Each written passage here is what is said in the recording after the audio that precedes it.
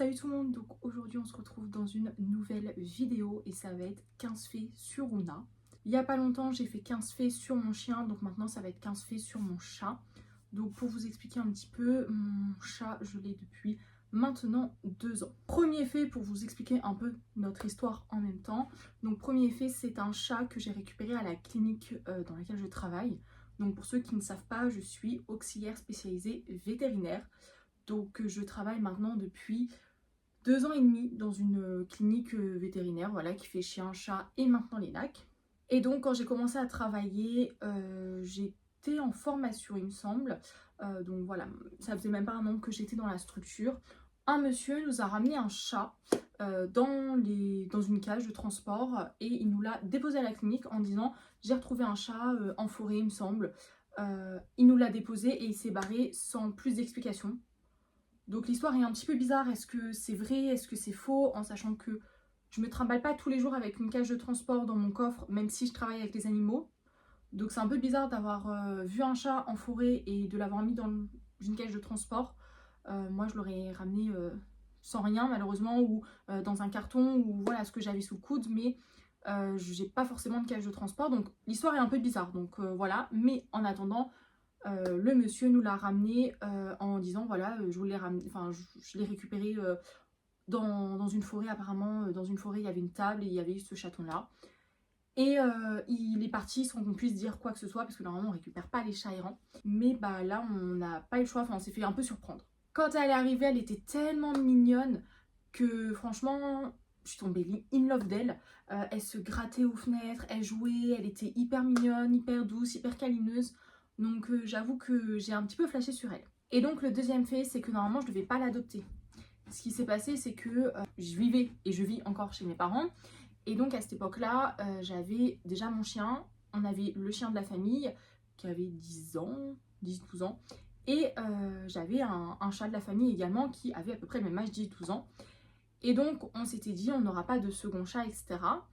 Sauf que il devait arriver un vendredi, donc j'ai appelé ma mère en disant oui, est-ce qu'on peut le garder pour le week-end, parce que donc on allait contacter une association qui s'occupe des chats. Mais ce jour-là elle travaillait pas je crois, ou je sais plus trop voilà l'histoire. Mais j'ai appelé ma mère en disant bah, est-ce qu'on peut le garder pour le week-end, parce que pour l'instant on n'a pas de nouvelles de l'association, ou voilà, le temps que l'association trouve une famille d'accueil, ou voilà, mais normalement on devait le garder que le week-end. Et à son arrivée, bah, elle était toute mignonne, etc. Et moi, je travaillais pas le lundi, il me semble. Donc j'avais dit à la mère, oui, je le ramène lundi, je le ramène lundi. Et en regardant mon planning, je travaillais pas lundi. Donc ma mère m'a dit, oui, tu ramènes quand même lundi, etc. Et bah, comme vous pouvez vous en douter, je l'ai adopté, je ne l'ai pas rendu le lundi. Donc forcément, j'ai rappelé l'association pour dire que je l'adoptais, etc. Donc normalement, ce chat-là, nous ne devions pas l'adopter. Mais en fin de compte, bah, elle était mignonne. Voilà, et ça s'est super bien passé. Et au jour d'aujourd'hui, ça se passe encore très bien. Donc forcément, on ne connaît pas son âge, on a juste une estimation. On pense qu'elle devait avoir 2 mois, enfin voilà, elle venait juste d'être sevrée de sa mère. Donc voilà, une date de naissance approximative. Mais du coup, le troisième fait, c'est que Ouna manque d'une mère. Si vous entendez gratter, c'est mon chien, enfin le chien de mes parents, qui est en train de gratter sur mon lit. Donc le troisième fait, c'est qu'elle manque d'une mère. Quand on l'a eue, je pense qu'elle était encore jeune et que bah, la séparation venait de se faire, ou voilà. Et donc quand elle a vu le chat qu'on avait, donc Choupette, c'est le chat qui avait 10-12 ans. Donc quand elle l'a vu, c'est que tout de suite elle a voulu aller lui faire des câlins, elle a voulu vraiment se rapprocher d'elle, bah, la prendre comme sa mère. Le problème c'est que nous, Choupette, elle n'avait jamais eu de chat, enfin elle était toujours toute seule depuis toute petite. Donc en fait, elle vivait toute seule, en fait c'était vraiment euh, le chat de gouttière, normal, c'est-à-dire qu'on l'a récupéré parce que bah, on l'a récupéré chez le voisin, bref. Et depuis, elle vivait chez nous, elle avait accès à l'extérieur tout le long, et donc bah, elle vivait, en soi, elle vivait dehors, et elle rentrait juste pour manger, de temps en temps dormir. L'été, elle dormait la journée parce qu'il faisait trop chaud le soir, et encore, quand elle était jeune, vraiment, elle reste tout le temps, tout le temps, tout le temps dehors pour chasser, etc. Vraiment le chat qu'on imagine, quoi, qui est vraiment hyper indépendant, qui a besoin de sortir, qui sort, et voilà, de toute façon, celle-là, on pouvait pas la garder bah, dans la maison. Dès le début, elle nous a montré qu'elle voulait sortir. Donc une fois qu'elle a été stérilisée, identifiée, etc., on l'a sortie. Et donc elle passe vraiment son clair de son temps dehors. D'ailleurs, elle a jamais eu de litière. Elle a une litière que quand on part et qu'on la laisse 2-3 jours dans la maison. Sinon, elle n'a jamais de litière, elle fait tous ses besoins dehors et voilà. Et donc quand on lui a ramené Ouna, bah forcément elle n'a pas trop voulu la prendre sous son aile, elle n'a pas voulu servir de mère parce que bah, c'était un chat hyper indépendant qui s'est toujours débrouillé toute seule, qui a toujours tout fait en fait toute seule et voilà, elle n'avait pas ce besoin d'un nouveau chat. Encore au jour d'aujourd'hui, c'est un peu la guerre parce que bah, Ouna a cette envie d'être proche d'elle, a cette envie de dormir à côté d'elle, même pas à jouer parce que Ouna elle joue plus, voilà, elle a plus besoin de jouer. Et quand elle joue, du coup, ça va être avec le chat de ma soeur, parce qu'entre temps, ma soeur a adopté aussi un chat. Donc quand elle joue, c'est avec le chat de ma soeur et pas avec elle. Mais elle a ce besoin d'être, de dormir collée à un autre chat. Donc des fois, bah, du coup, elle dort collée au chien. Comme ça lui fait une petite présence, etc. Mais c'est vrai que bah, maintenant, elle a l'habitude. Elle sait que Choupette n'a pas forcément, enfin, n'aime pas forcément son contact. Donc elle s'approche doucement. Donc des fois, ils dorment pas collés, mais ils dorment à côté, on va dire, sur le même lit, ils se supportent. Mais dès que Ouna fait un geste brusque ou si par exemple elle monte, bah Choupette du coup va lui cracher dessus parce que bah, va montrer que elle a en fait ce besoin d'espace en fait. Voilà, elle a envie d'être seule et elle n'a pas envie qu'on la dérange. Ouna a besoin d'une mère et elle a besoin, je pense, oui, d'un second chat avec qui elle peut s'amuser, etc. Donc maintenant qu'on a adopté le chat à ma soeur, bah, quand ils sont tous les deux, ils s'amusent, etc.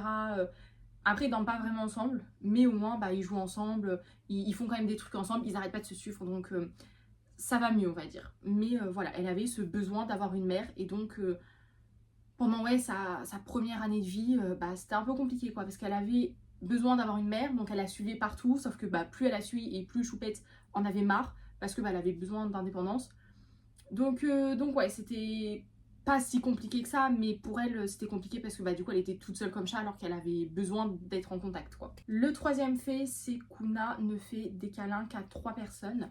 Ouna, je vais vous l'expliquer un petit peu après, mais c'est quand même un chat assez peureux, un peu particulier. Je pense que c'est de ma faute, mais voilà, c'est un chat un peu particulier qui a son caractère un peu spécial. Et donc, elle va faire des câlins à 3 personnes. Donc, au début, elle faisait des câlins qu'à moi. Il n'y a que moi qui pouvais l'approcher. Enfin, pas quand elle était chaton, mais une fois qu'elle s'est fait stériliser, je pense que j'ai trop stressé au moment de la stérilisation. Et donc, je l'ai fait stresser et depuis, elle a changé totalement de comportement. Et malheureusement, pas en mieux. Voilà, avant, c'était un chat, un chaton adorable. Et en fait, j'ai tellement fait stresser que maintenant, c'est devenu un chaton peureux, je trouve. Enfin, c'est pas je trouve, c'est que c'est un chat peureux. Et donc il n'y avait que moi qui pouvais tout en faire. Elle me faisait des câlins qu'à moi, elle dormait qu'avec moi. Et maintenant, bah en fait, comme des fois je partais, bah par exemple il y a des soirs où j'allais dormir chez mon copain ou voilà, je dormais pas à la maison, et bien petit à petit elle s'est rapprochée un petit peu de ma mère. Ma mère est un peu peureuse des chats et pourtant elle s'est rapprochée de ma mère. Donc la confiance, ni l'un ni l'autre n'ont confiance vraiment, voilà. Mais du coup, maintenant, elle fait des câlins à ma mère. Et elle fait des câlins à ma soeur également. Maintenant, voilà. Mais c'est les 3 personnes qui peuvent la toucher et qui peuvent la caresser et qu'elle va vers eux. Et donc, voilà, c'est un chat assez spécial. Donc, il faut qu'elle aille vers les personnes et pas que les personnes aillent la voir. Parce qu'elle a quand même le crachat facile, on va dire. Cinquième fait, comme je vous l'ai dit précédemment, je crois que j'ai un poil. Comme je vous l'ai dit précédemment, il n'y a que moi qui peux tout en faire. Après, il y a des limites. Hein. Mais c'est-à-dire que moi, quand elle est sur la cuisine, je peux la porter, je peux la toucher. Quand elle est un peu énervée, je sais qu'elle est énervée, je peux quand même la porter, elle me fera rien. Des fois, elle rouspète un peu, mais voilà, après je fais des câlins, elle est super contente et tout ça. Enfin, mais ça, il n'y a que moi qui peux le faire. Ma mère, bah, comme je vous l'ai dit, elle n'est pas très à l'aise avec les chats. Et comme elle sait que Ouna a un petit caractère un peu spécial, elle s'y approche pas trop, elle y touche pas trop, voilà, elle la laisse faire sa vie, on va dire. Ma soeur, bah, elle n'est pas souvent à la maison non plus. Et mon père, par contre, il ne peut pas les toucher. Alors que mon père adore les chats, mais Ouna ne peut pas. Voilà, il n'y a que moi qui peux y toucher. Et il n'y a que moi qui peux tout en faire. Voilà, même quand elle est un petit peu énervée, je peux tout en faire. Et à part, elle rouspète, mais sinon, elle va jamais me cracher dessus. Voilà. Par contre, je fais attention, c'est que, bah, comme je vous l'ai dit, c'est un chat assez peureux. Donc par contre, quand je sais qu'elle est dans sa crise ou elle est peureuse, là, je la touche pas. Parce que bah, mentalement, je sais qu'elle contrôle rien, quoi, d'un sens. Et donc, je sais que là, ça peut être dangereux. Donc, voilà, je connais ses limites quand même et je la laisse tranquille quand elle est peureuse. Je vais pas l'embêter pour dire de l'embêter non plus. Mais c'est juste, des fois elle est sur la cuisine, elle doit manger un truc qu'il faut pas ou quoi aux caisses. Hop, je la prends, je l'enlève. Et c'est moi qui lui fais, on va dire, son éducation, dans le sens où si jamais elle crache, des fois elle a sa petite tête de débile, hein, et donc elle va cracher juste parce que quelqu'un passe à côté ou quoi, et là j'engueule. Voilà, parce que moi je trouve, enfin, c'est hors de question en fait de faire ça. Et donc c'est moi qui lui fais son éducation, vraiment, moi elle me fait pas peur, on va dire. Donc voilà, et je sais qu'avec moi, je peux faire beaucoup plus de choses que les autres. Donc il n'y a vraiment que moi qui peux tout en faire. Et je sais comment elle est, je sais comment la gérer, je sais quand elle est dans ces périodes un petit peu débiles ou que là, même moi, j'y touche pas. Mais plus parce que je sais qu'elle est trop mal. Là, elle est trop dans le mal. Donc je sais qu'il faut la laisser respirer, qu'il faut, voilà, je l'isole des fois dans la chambre pour qu'elle se déstresse et que après ça aille mieux, quoi. Le sixième fait, c'est que Una est possessive de moi. C'est-à-dire que je pense que je ne pourrais pas avoir de second chat en même temps qu'elle, ou alors un chat indépendant. Mais je ne pourrais pas avoir un chat proche de l'homme en même temps qu'elle parce qu'elle est possessive. Je l'ai remarqué quand on a eu le chat à ma soeur. Ma soeur a adopté un chat, donc au début on les a pas mis en contact, enfin quand on les a mis en contact progressivement, etc. Et ça se passe super bien. La journée, ça se passe merveilleusement bien. Ils sont vraiment comme des sœurs. C'est-à-dire qu'ils se courent après, ils jouent ensemble. Des fois, ils se chamaillent. Quand l'une va dans la litière, l'autre la suit. Ils sont en train de se regarder, en train d'être dans la litière, en train de faire ses besoins. Enfin, vraiment, ils s'aiment de tout leur cœur. Et après, bon, y a des moments où ils s'engueulent un peu, où ils jouent ensemble, mais qui se chamaillent, quoi.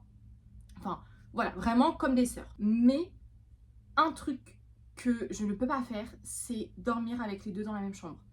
Une fois, j'ai essayé parce que ma soeur nous avait laissé son chat, et son chat est quand même un chat qui aime les caresses, qui aime voilà, les câlins, etc. Enfin, c'est un chat très câlineux. Et donc, la journée, je peux lui faire des câlins, je peux la porter, Ouna, elle dit rien. Franchement, il n'y a pas de jalousie là-dessus. Par contre, dormir avec Nami, c'est hors de question. Une fois, du coup, j'ai voulu essayer, puisque je me suis dit, bon, ils s'entendent bien, donc il n'y a pas de souci. J'ai fermé la porte, et en fait, Ouna chassait Nami. Première fois qu'elle faisait ça, Ouna l'a chassée, et donc Nami, forcément devenue peureuse. Donc j'ai dû mettre Nami, la faire sortir de la chambre, quoi. Et une fois, il n'y a pas si longtemps que ça, pareil, Nami était sur l'arbre à chat, donc Ouna dort sur le lit, et Nami dort la plupart du temps sur l'arbre à chat. Donc je me suis dit, ils ont des places différentes. Et même Nami, en fait, n'a pas envie de dormir dans ma chambre la nuit. Je pense que elle doit le sentir, en fait, que voilà, Ouna n'apprécie pas trop. Je pense que par rapport aux autres chats, Ouna est assez possessif. Comme il n'y a qu'à moi, plus ou moins, en tout cas quand je suis là, il n'y a qu'à moi qui a fait des câlins, à part si par exemple je suis pas là, ou si des fois je travaille énormément. Donc j'ai pas trop le temps. Donc des fois elle est un peu en manque d'affection. Donc elle va voir ma mère, mais sinon les trois quarts du temps c'est qu'à moi qui a fait des câlins, etc. Et elle a ce besoin de câliner, comme je vous l'ai dit, elle manque peut-être d'une mère. Et comme elle ne peut pas avoir ce lien avec un autre chat par rapport à Choupette, et Nami elle est pas souvent à la maison non plus, puisque c'est le chat de ma soeur, donc elle part à son appartement et tout avec. Donc forcément elle se rattache à moi, et elle m'a un peu pris comme sa mère, je pense aussi. Et donc elle me fait énormément de câlins, elle me fait des bisous, enfin vraiment elle est in love de moi aussi. Et sauf que du coup le problème c'est qu'elle est un peu possessive avec les autres chats, quoi. Et des fois je fais des câlins à l'une et l'autre arrive. Donc oui, je pense qu'elle est jalouse. La journée ça va, mais par contre je ne peux pas dormir avec elle la nuit. La nuit c'est, je pense, le moment privilégié avec Ouna. Il y a mon chien, où elle lui dit rien, mais parce qu'elle a l'habitude, parce qu'on a toujours dormi, on va dire, à 3. Et donc elle s'en fout que Sam soit là. Mais par contre, un autre chat, c'est non. Après la nuit, si je laisse ma porte ouverte, les deux chats du coup vont être ensemble dans la maison, ou même des fois je ferme la porte et elle dort pas avec moi la nuit, donc elle reste dans toute la maison avec Nami. Il n'y a aucun problème là-dessus. Juste, ils ne peuvent pas dormir toutes les deux dans ma chambre. Voilà, je peux pas avoir Euna et Nami dans ma chambre une nuit. C'est pas possible. Ça, elle veut pas. C'est bizarre d'ailleurs. Septième fait, c'est que depuis la stérilisation, Ouna est beaucoup plus peureuse et elle est agressive à la clinique. Avant, on l'emmenait à la clinique. Du coup, elle a fait ses vaccins avant sa stérilisation. Elle a fait, du coup, je l'ai emmenée 2 fois pour du coup son vaccin et le rappel de vaccin. C'était très bien passé, voilà, on a fait l'injection, voilà, on la tenait. normal. Et sauf que pour la stérilisation, je stressais déjà parce qu'on a énormément de chats qui sont agressifs à la clinique. Et comme je vous l'ai dit, c'était dans mes débuts, c'était ma première année. Et là, on devait poser un cathéter, donc en fait, j'avais peur qu'elle soit agressive. Voilà, j'avais peur qu'elle blesse le vétérinaire qui allait l'opérer, etc. Et en fait, j'étais tellement stressée qu'elle a ressenti mon stress que du coup, elle est devenue agressive parce que j'étais méga giga stressée. Je pensais pas que j'allais être autant stressée, mais je sais même pas comment j'ai fait. Genre vraiment, j'étais méga stressée. Sauf que ça lui a laissé un mauvais souvenir. Forcément, du coup, elle s'est endormie. Donc à son réveil, elle a été perturbée, etc. Et depuis, quand on la ramène à la clinique, elle est intouchable. Mais même avec nous, c'est-à-dire que, enfin même avec moi, comme je vous l'ai dit, je peux tout en faire. Mais par contre, quand elle est stressée, elle est vraiment méchante, agressive. Et à la clinique, c'est un enfer. C'est-à-dire que c'est vraiment le chat, mais genre, vraiment, c'est un démon. Tu peux plus rien en faire. Et j'ai essayé plusieurs techniques. Voilà, au début, j'y allais vraiment doucement, etc. Et là, je suis carrément obligée de prendre les gants de contention parce que elle va essayer de me mordre. Elle n'essaye pas à la maison, voilà, quand elle est stressée à la maison, elle fuit ou alors elle crache énormément. Des fois, elle griffe, mais sans faire exprès. Par contre, la clinique, comme elle peut pas s'échapper, elle va essayer de mordre la clinique. C'est un enfer pour elle, donc il faut vraiment que, enfin voilà, je l'emmène le moins possible. J'essaye de l'emmener, enfin à un moment donné, j'ai dit oui, je vais l'emmener pour qu'elle voit que la clinique, on fait rien. On va dire pour la sociabiliser à la clinique où je l'amène. Je la laisse dans la cage toute la journée, je lui mets du spray aux phéromones pour qu'elle soit moins stressée, etc. Et à force, ça ira mieux. Et bon, là j'ai un peu arrêté, je sais pas si je dois recommencer, je sais pas trop ce que je dois faire. J'avoue qu'avec elle, je suis un peu perturbée parce que même à la maison, elle est très stressée. J'avais pris des croquettes exprès pour le stress et ça fonctionnait. Et là, je trouve qu'elle est très stressée en ce moment aussi pour un rien, pour un bruit ou quoi. D'ailleurs, c'est le fait suivant. C'est que pour un bruit ou juste parce qu'on bouge ou quoi, elle va vite s'enfuir. C'est-à-dire que par exemple, quand elle me fait des câlins sur moi, je fais attention à pas bouger. Parce que en fait, si je bouge juste les jambes, etc., en fait, direct, elle va s'enfuir. Elle va pas être agressive, mais elle va fuir. Voilà, elle va partir de moi. Après, elle va revenir au bout de quelques temps. Hein. Mais dès qu'on va bouger, ou des fois elle est sur moi, Sam il arrive, tout de suite elle va regarder qu'est-ce qui se passe. Elle va regarder ce qu'il fait, où il va, etc. Et c'est pour ça que je fais extrêmement gaffe parce que quand elle est sur moi, une erreur, enfin c'est pas parce que je peux tout lui faire que elle va jamais m'attaquer. Donc c'est pour ça que je fais gaffe. Et que Sam, c'est un chien assez speed, assez brutus. Donc quand il monte sur le lit alors qu'elle est en train de me faire un câlin, je fais assez attention parce qu'en fait à tout moment elle prend peur et elle part et elle peut me griffer sans faire exprès. Et comme elle est à côté du visage, forcément voilà. Mais donc c'est un chat voilà qui est extrêmement peureux et je pense, voilà, ça c'est qu'une hypothèse, hein, mais je pense que c'est moi qui l'ai rendu agressif, enfin agressif, pas agressif mais peureuse plutôt, dans la vie de tous les jours à cause de mon stress qui a été mais vraiment un stress hyper intense. Il faut que je réfléchisse à travailler dessus. Là quand j'étais chez ma grand-mère il n'y a pas longtemps, ça s'est plutôt bien passé dans le sens où elle était stressée, mais en fait elle était stressée donc elle bougeait plus et elle était adorable, on pouvait tout lui faire. Mais donc forcément j'ai vérifié qu'elle urinait, qu'elle mangeait, etc. Forcément elle était stressée mais et qu'elle faisait ses besoins, ça m'allait. Voilà, elle n'était pas non plus un stress énorme. Mais vraiment je me suis dit peut-être faire des séjours comme ça. La prochaine fois que je repars chez ma grand-mère, je pense que je vais la reprendre pour qu'elle s'habitue au changement, pour que voilà, qu'elle s'habitue en fait petit à petit à être moins stressée. Je sais pas.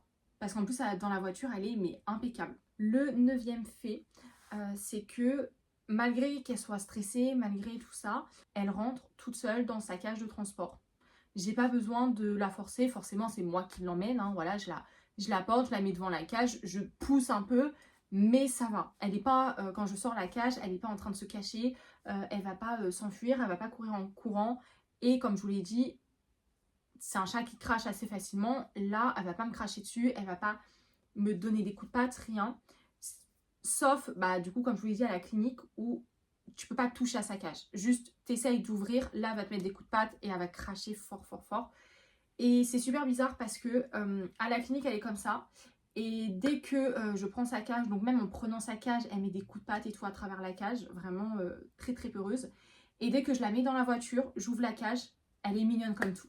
Mais dans la cage de transport, elle dit rien. Vraiment, je la mets, elle s'en fout. J'avais acheté une cage de transport mais qui lui correspond pas. Je pensais que ça allait lui correspondre. Ma collègue avait une cage de transport ouverte partout. Je vous l'ai montré d'ailleurs dans une vidéo. Partir en vacances avec son chat. Voilà, je trouvais qu'elle était super bien cette cage là. Il y avait des trous de partout. Il pouvait tout voir, etc. Donc je me suis dit, bah au moins elle va pouvoir voir le monde extérieur, elle va avoir moins peur, etc. Et en fait, elle, bah, comme c'est un chat peureux, justement, ça la rend encore plus peureuse. Donc je suis obligée de prendre la cage basique où en fait il y a juste une grille devant où là elle voit. Sinon, bah, le reste c'est fermé, on va dire. Parce que bah, comme elle est peureuse, elle aime bien être confinée dans le noir, enfin le voir le moins de trucs possible. Par contre, bah, du coup, le chat à ma soeur, qui elle a beaucoup plus l'habitude de voyager, qui est peureux, mais c'est pas la même peur. Eh bien, elle adore voir l'extérieur, elle adore voir plein de trucs, etc. Donc cette cage-là lui correspond mais amplement. Dixième fait, c'est que quand une personne arrive chez moi, si cette personne sent le chat, voilà, parce qu'elle a un chat chez elle ou voilà, elle ne va pas l'aimer. Et elle va lui cracher dessus et elle mord pas. Voilà, il y a juste à la clinique où bah, comme elle peut pas s'échapper, voilà. Mais elle va cracher et des fois griffer. C'est-à-dire que ma grande sœur a un chat et quand elle vient à la clinique, elle ne peut pas se la voir. Mais vraiment, elle ne peut pas se la voir, elle lui crache dessus. Voilà, elle crache, elle la griffe et du coup, bah, des fois, je suis obligée de hausser le ton parce que c'est un truc que, voilà, tu peux dire que t'aimes pas la personne, mais tu t'enfuis, tu craches pas. Donc des fois, je hausse le ton en lui disant que c'est pas bien. Et donc, bah, du coup, elle part, elle va dans sa chambre, donc ce que je voulais qu'il se passe, quoi. Mais voilà, et pareil pour mes amis, à chaque fois quand j'arrive, je dis voilà, mon chat est comme ça. Donc en soi, je dis de ne pas toucher. Voilà, je dis vous ne la touchez pas. Si elle vient vers vous, elle vous sent, tant mieux. Mais par contre, même si elle vous sent, je déconseille de toucher parce que des fois, elle sent, sauf que bah, du coup forcément, elle sent le chat. Et donc quand il la touche, hop, elle fout un petit coup de patte et elle se barre.